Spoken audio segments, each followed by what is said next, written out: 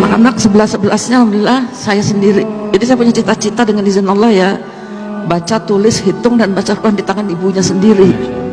Ini saya buat dari anak pertama sampai anak nomor 11.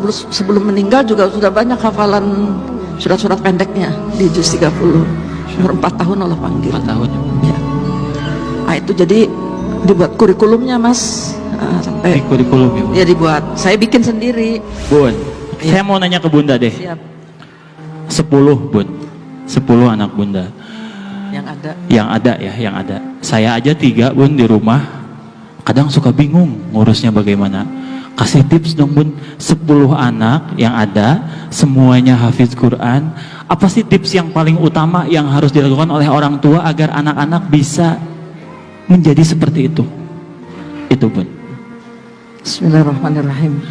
Rabbi shrah li sadri wa yassir li amri wahlul 'uqdatam min lisani yafqahu qawli.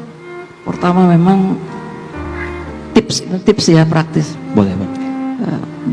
Menyandarkan diri kita kepada Allah Subhanahu wa taala. Karena anak ini titipan.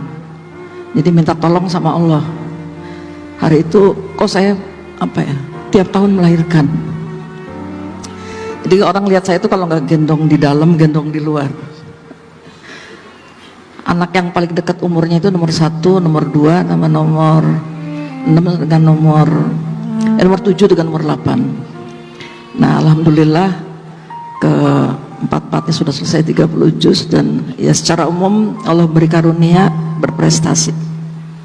Yang kedua, memang harus kerjasama dengan suami, ini penting. Alhamdulillah ada bapak dan ibu di sini hadir. Tepuk tangan buat bapak-bapak utamanya. Tepuk tangan bapak-bapak. Karena pemimpin dalam keluarga itu adalah bapak. Ya. Istri pada dasarnya yang mengikuti visi bapak.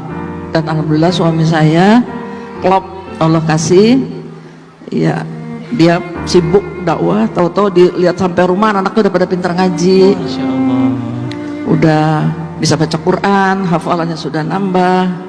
Begitu lihat saya hamil terus, jadi dia ambil anak yang paling gede untuk setoran hafalan sama bapak. Nah, saya sementara pegang adik-adiknya. Yang ketiga, memang ini tips juga ya, saya kira penting Bapak Ibu membuat peta kayak kurikulum lah gitu. Ada target-target, misalnya anak kita umur 6 tahun harus sudah selesai membaca Al-Quran dengan bacaan dan tajwid yang benar. Jadi dulu cita-cita saya sebenarnya bukan menjadikan anak-anak hafiz, tapi kepingin anak-anak jadi anak yang soleh. Insya Allah. Nah, soleh itu mencakup semuanya. Nah, Allah kasih ya kemudahan untuk menghafal Al-Quran. Ini juga sesuai insya Allah dengan perintah Allah dalam Al-Quran. Rabbi habli minas solihin. Juga hadis Rasulullah SAW, waladun solihun yad'ulahu. Jadi yang diminta oleh Allah kepada kita bagaimana mendidik anak-anak menjadi anak yang soleh. Nah itu, jadi saya suka nangis juga nih, sebenarnya nangis sama dengan anak-anak. Boleh Bu, nggak apa-apa. Kalau nangis saya itu kalau anak-anak udah di atas 7 tahun, saya takut mereka nggak bisa baca Quran. Jadi saya sampai yang ini keempat ya, janji saya kepada Allah, pokoknya gimana jangan sampai anak-anak bisa baca Quran di tangan orang lain. Anak-anak 11-11-nya alhamdulillah saya sendiri. Jadi saya punya cita-cita dengan izin Allah ya, baca, tulis, hitung dan baca Quran di tangan ibunya sendiri. Ini saya buat dari anak pertama sampai anak nomor 11. Sebelum meninggal juga sudah banyak hafalan surat-surat pendeknya di juz 30. Umur 4 tahun Allah panggil. 4 tahun ya. Nah itu jadi dibuat kurikulumnya Mas. Sampai kurikulum ya Bu? Ya dibuat, saya bikin sendiri. Tantangannya ada sih. Nah ini nggak sendirian ya, sama suami, sama keluarga besar. Tapi memang harus istiqomah. Istiqomah. Itu yang kelima, kita harus konsisten.